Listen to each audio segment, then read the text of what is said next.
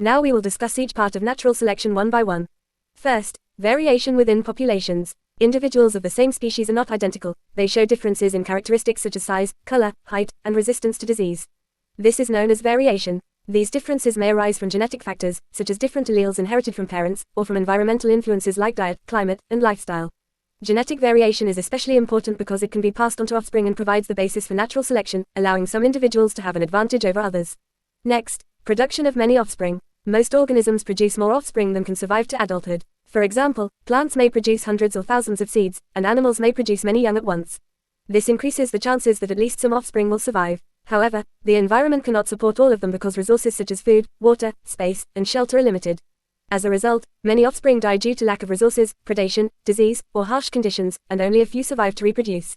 Then comes the struggle for survival, including competition for resources. Because more individuals are produced than can survive, organisms must compete for limited resources like food, water, light, space, and mates. This competition may occur within the same species or between different species. In addition, organisms face challenges such as predators, diseases, and environmental changes like drought or temperature extremes. These factors create a constant struggle for survival, where only those best suited to the environment are more likely to survive. Now, reproduction by better adapted individuals. Individuals that have advantageous traits, known as adaptations, are more likely to survive in their environment. These traits may help them find food more easily, avoid predators, or tolerate environmental conditions. Because they survive longer and remain healthier, they are more likely to reproduce successfully. As a result, they pass on these beneficial traits to their offspring. Finally, passing on of alleles to the next generation. The advantageous characteristics are controlled by alleles. When better adapted individuals reproduce, they pass these beneficial alleles to their offspring. Over many generations, these alleles become more common in the population, while less useful ones decrease. This gradual change in allele frequency leads to evolution, making the population better adapted to its environment over time. This diagram clearly shows the process of natural selection as a continuous cycle that leads to evolution over generations. It begins with variation in the population. Individuals within the same species are not identical. They have differences in traits such as color, size, or speed. These variations arise due to genetic factors like mutation and sexual reproduction. Next is the overproduction of offspring. Most organisms produce more offspring than the environment can support. This means there are not enough resources such as food, water, and space for all individuals to survive. Because of this, a struggle for survival occurs. Individuals must compete for limited resources and also face threats like predators, disease, and environmental changes. Not all individuals will survive this stage. This leads to differential survival and reproduction. Individuals that have advantageous traits, meaning they are better adapted to their environment, are more likely to survive.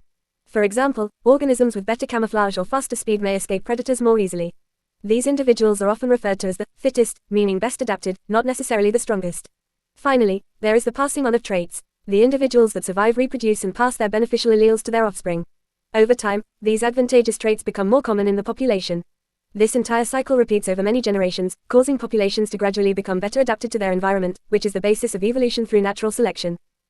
Now, this image explains natural selection using a simple step-by-step cycle, showing how populations gradually evolve over time. It begins with overproduction. Populations produce more offspring than the environment can support. Because resources such as food, space, and shelter are limited, not all individuals can survive, so many die at an early stage. Next is variation. Individuals within the population are not identical. They show differences in traits such as shell color, size, or speed. Some of these variations are more favorable than others, giving certain individuals an advantage in survival.